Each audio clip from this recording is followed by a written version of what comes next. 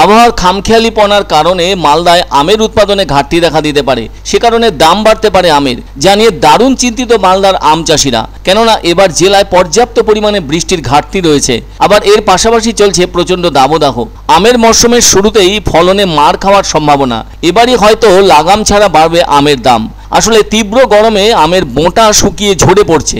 আম চাষিরা চেষ্টা করছেন বাগানের জল স্প্রে করে আমকে টিকিয়ে রাখতে, কিন্তু এত রোদে চাষিদের সে কাজও ব্যর্থ হচ্ছে।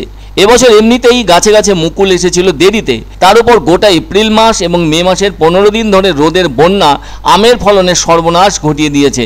এ ব্যাপারে মালদা জেলা খাদ্য প্রক্রিয়াকরণ উদ্যান পালন দপ্তর সূত্রে জানা গেছে, এই জেলায় 31,700 হেক্টর জমিতে আমের ফলন হয়ে থাকে। যেমন গত বছর মালদা জেলায় আমের উৎপাদন হয়েছিল 3,70,000 মেট্রিক টন, তবে আবহাওয়ার খামখেয়ালিপনার কারণে উৎপাদন কম হওয়ার সম্ভাবনা এবছর। জেলা খাদ্য প্রক্রিয়াকরণ উদ্যান পালন দপ্তরের আধিকারিক সামন্ত লায়েক বলেন, আবহাওয়ার এমন অবস্থায় আমের উৎপাদন অনেকটাই কম হবে, তাতে 50% ঘাটতি হতে পারে। রোগ প্রকার উপদ্রব হয় এবং শুরু থেকেই আমের ফুল ঝরে পড়ার সম্ভাবনা ঘটেছে।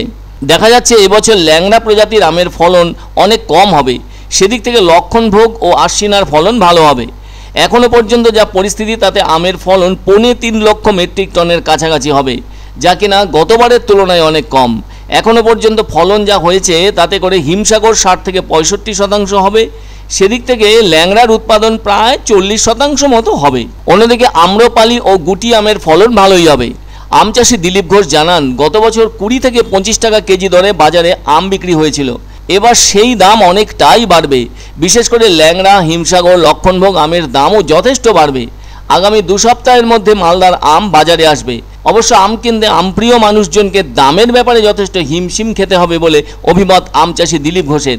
Malda mango merchant chamber of কমার্সের সভাপতি উজ্জ্বল সাহা বলেন, আবহাওয়া খারাপ থাকায় মালদার আমের ফলনে ঘাটতি দেখা দেবে।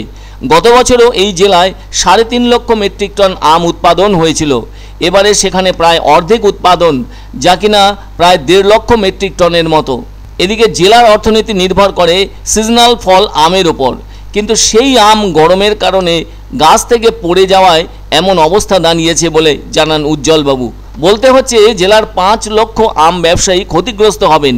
বিদেশের বাজারে আম রপ্তানি করাও মুশকিল হয়ে উঠবে, এলাকার অর্থনীতি মুখ থুবড়ে পড়বে। কেন্দ্রীয় সরকার ও রাজ্য সরকারের খাদ্য প্রক্রিয়াকরণ দপ্তরের কাছে বিশেষ অনুরোধ করবেন তিনি, যে সমস্ত আম চাষি ও আম ব্যবসায়ী ক্ষতিগ্রস্ত হবেন তাদেরকে যেন আর্থিক দিক থেকে সহায়তা করা হয়। উল্লেখ্য, রাজ্যের বিভিন্ন ফলের বাজারে দেখা যাচ্ছে ভিন রাজ্যের আম গোলাপ খাস, আর সেই সাথে কৃষ্ণনগরের গোপালভোগ আমও এসেছে। যাই হোক, স্বাদে গন্ধে ভরা মালদার আম বাজারে আসলেও দামের ক্ষেত্রে তা যথেষ্ট চড়া হয়ে উঠবে। এবছর আমের মৌসুমে যখন মুকুল ফুটে তখন আবহাওয়া অনুকূলে না থাকার কারণে এমনিতেই দুভাবে মুকুল ফুটেছে এবং ঠিকমতো গুটি হয়নি। তারপরে পর্যায়ক্রমে অত্যন্ত দাবদাহের কারণে যে সমস্ত আম আছে গাছ থেকে ঝরে পড়ছে। এবার ভালো না, বৃষ্টিতে সব মুকুল খেয়ে দিয়েছে। আবহাওয়া খারাপ আর বৃষ্টি হয়েছিল, বৃষ্টিতে মুকুলটাকে নষ্ট করে দিয়েছে।